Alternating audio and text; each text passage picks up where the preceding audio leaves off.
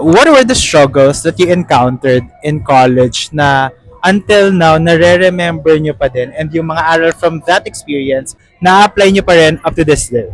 Ang architect daw kasi is very observant sa lahat ng spaces or areas na pinapasukan niya.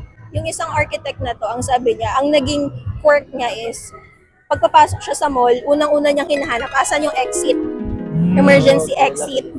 Ganon. And then yung isa naman, si Dean namin, Dean ng architecture, ang sabi niya, ma-judge mo ang tao based on his or her space.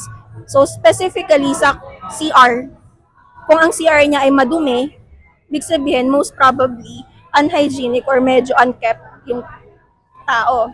As an archi person, siguro medyo magaling kang kumilatis ng tao with how they compose their space.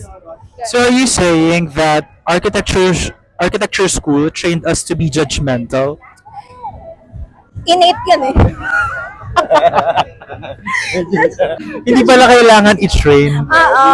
Nag-excel ako dun sa pag-judge. Oo, yun. Kaya pumasa ako.